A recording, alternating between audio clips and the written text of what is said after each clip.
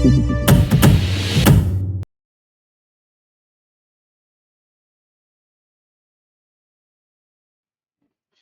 था राजा। राजा के 4 लड़के थे। रानियां रानियां तो अनेक थीं। महल में एक पिंजरा पोल ही खुला था। पर बड़ी रानी ने बाकी रानियों के पुत्रों को जहर देकर मार डाला था। और इस बात से राजा साहब बहुत प्रसन्न हुए थे, क्योंकि वे नीतिवान थे और जानते थे कि चाणक्य का आदेश है, राजा अपने पुत्रों को भेड़िया समझे। बड़ी रानी के चारों लड़के जल्दी ही राजगद्दी पर बैठना चाहते थे, इसलिए राजा साहब को बूढ़ा होना पड़ा। एक दिन राजा साहब ने चारों पुत्रों को बुलाकर कहा, पुत्रों, मेरी अब चौथी अवस्था आ गई है। दशरथ के कान के पास के केश श्वेत होते ही राजगद्दी छोड़ दी थी। मेरे बाल खिचड़ी देखते हैं। यद्यपि जब खिताब खुल जाता है तब पूरा सिर श्वेत हो जाता है।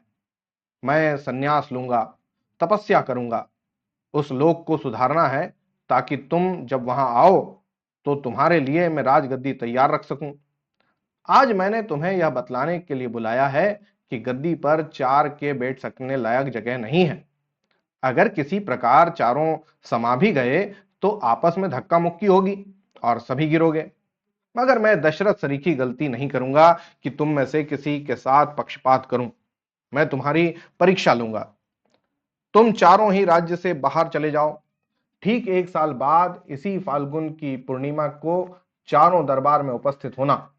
मैं देखूंगा कि इस साल में किसने कितना धन कमाया और कौन सी योग्यता प्राप्त की। तब मैं मंत्री की सलाह से जिसे सर्वोत्तम समझूंगा राजगद्दी दे दूंगा। जो आज्ञा कहकर चारों ने राजा साहब को भक्तिहीन प्रणाम किया और राज्य के बाहर चले गए। पड़ोसी राज्य में पहुंचकर चारों राजकुमारों ने 4 रास्ते पकड़े और अपने पुरुषार्थ तथा किस्मत को आजमाने चल पड़े। ठीक 1 साल बाद फाल्गुन की पूर्णिमा को राजसभा में चारों लड़के हाजिर हुए। राज सिंहासन पर राजा साहब विराजमान थे। उनके पास ही कुछ नीचे आसन पर प्रधानमंत्री बैठे थे। आगे भाट, विदूषक और चाटुकार शोभा पा रहे थे। राजा ने कहा, पुत्रों, आज 1 साल पूरा हुआ और तुम सब यहां हाजिर भी हो गए। मुझे उम्मीद थी कि इस 1 साल में तुम में से 3 या बीमारी के शिकार हो जाओगे या कोई एक शेष 3 को मार डालेगा और मेरी समस्या हल हो जाएगी।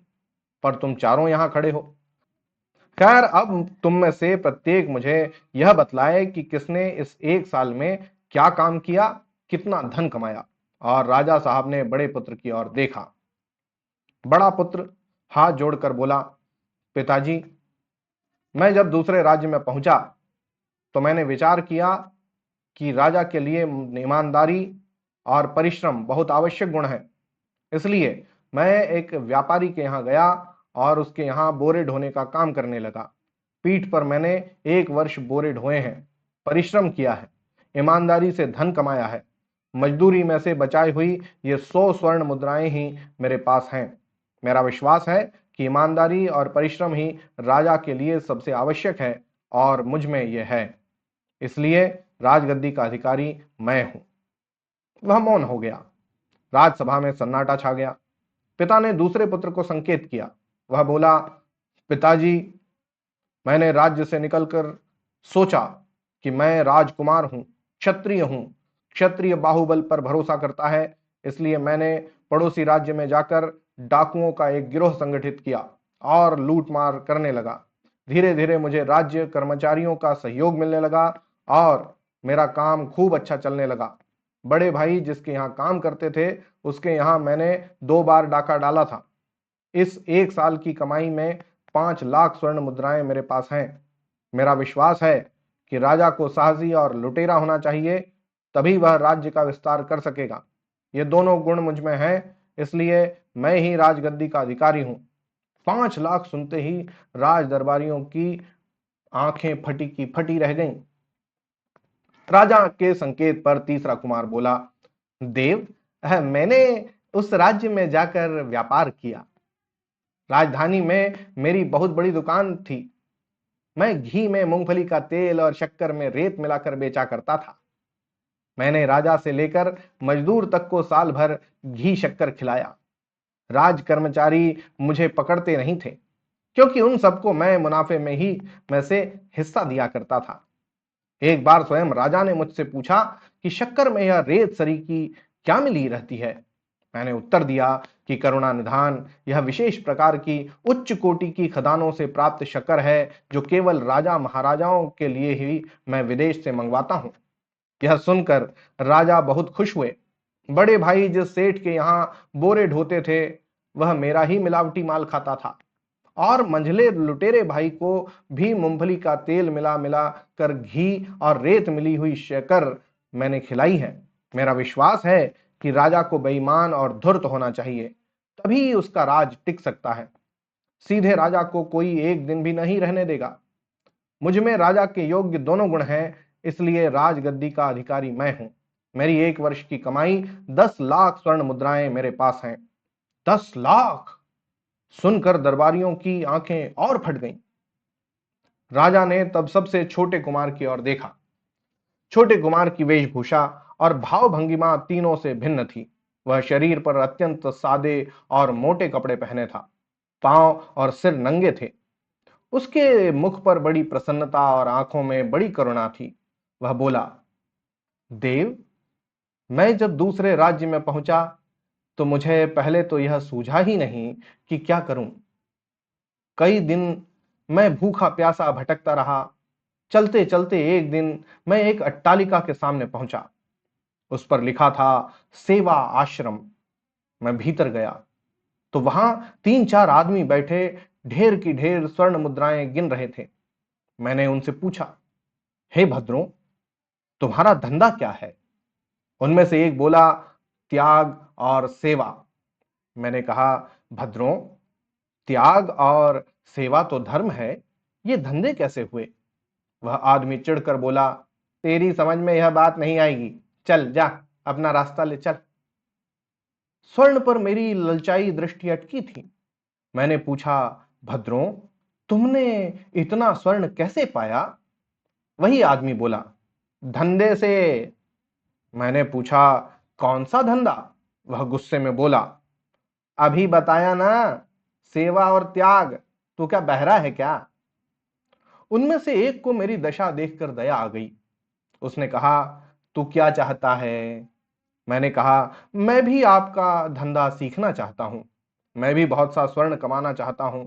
उस दयालु आदमी ने कहा, तो तू हमारे विद्यालय में भर्ती हो जा। हम 1 सप्ताह में तुझे सेवा और त्याग के धंधे में पारंगत कर देंगे। शुल्क कुछ नहीं लिया जाएगा, पर जब तेरा धंधा चल पड़े तब श्रद्धानुसार गुरु दक्षिणा दे देना। पिताजी, मैं सेवा आश्रम में शिक्षा प्राप्त करने लगा। मैं वहां राजसी ठाट से रहता, सुंदर वस्त्र पहनता, सुस्वादु भोजन करता, सुंदरियां पंखा झलती, सेवक हाथ जोड़े सामने खड़े रहते। अंतिम दिन मुझे आश्रम के प्रधान ने बुलाया और कहा, वत्स, तू सब कलाएं सीख गया है, भगवान का नाम लेकर कार्य आरंभ कर दे। उन्होंने मुझे ये 2 मोटे वस्त्र, सस्ते वाले वस्त्र दिए और कहा, बाहर इन्हें पहनना। कर्ण के कवच कुंडल की तरह ये बदनामी से तेरी रक्षा करेंगे। जब तक तेरी अपनी अट्टालिका नहीं बन जाती, तू इसी भवन में रह सकता है। जा, भगवान तुझे सफलता दे। बस, मैंने उसी दिन मानव सेवा संघ खोल दिया। प्रचार कर दिया कि मानव मात्र की सेवा करने का बीड़ा हमने उठाया है। हमें समाज की उन्नति करना है, देश को आगे बढ़ाना है। गरीबों, भूखों, नंगों, अपाहिजों की हमें सहायता करनी है। हर व्यक्ति हमारे इस पुण्य कार्य में हाथ बटाएं। हमें मानव सेवा के लिए चंदा दें। पिताजी, उस देश के निवासी बड़े भोले हैं। ऐसा कहने से वे चंदा देने लगे। मजले भैया से भी मैंने चंदा लिया था। बड़े भैया के सेठ ने भी दिया, और बड़े भैया ने भी पेट काट कर 2 स्वर्ण मुद्राएं रख दी। लुटेरे भाई ने भी मेरे चेलों को 1000 मुद्राएं दी थी, क्योंकि एक बार राजा के सैनिक जब उसे पकड़ने आए तो उसे आश्रम में मेरे चेलों ने छिपा लिया था। पिताजी, राज्य का आधार धन है। राजा को प्रजा से धन वसूल करने की विद्या आनी चाहिए। प्रजा से प्रसन्नता पूर्वक धन खींच लेना राजा को आवश्यक गुण है। उसे बिना नश्तर लगाए खून निकालना आना चाहिए। मुझ में यह गुण है, इसलिए मैं ही राजगद्दी का अधिकारी हूं। मैंने इस 1 साल में चंदे से 20 लाख स्वर्ण मुद्राएं कमाई जो मेरे पास हैं। 20 लाख सुनते ही दरबारियों की आंखें इतनी फटी कि कोरों से खून टपकने लगा। तब राजा ने मंत्री से पूछा, मंत्रीवर, आपकी क्या राय है? चारों में कौन राजकुमार राजा के योग्य है? मंत्रीवर बोले, महाराज, इसे सारी राजसभा समझती है कि सबसे छोटा कुमार ही सबसे योग्य है। उसने 1 साल में 20 लाख मुद्राएं इकट्ठी की। उसमें अपने गुणों के सिवा शेष तीनों कुमारों के गुण भी हैं। बड़े जैसा परिश्रम उसके पास है। दूसरे कुमार के समान वह साहसी और लुटेरा भी है। तीसरे के समान बेईमानी और धूर्त भी। अतएव उसे ही राजगद्दी दी जाए। मंत्री की बात सुनकर राजसभा ने ताली बजाई। दूसरे दिन छोटे राजकुमार का राज्याभिषेक हो गया। तीसरे दिन पड़ोसी राज्य की गुणवती राजकन्या से उसका विवाह भी हो गया। चौथे दिन मुनि की दया से उसे रत्न की प्राप्ति हुई और वह सुख से राज करने लगा। कहानी थी सो खत्म हुई। जैसे उनके दिन फिरे वैसे सबके दिन फिरे।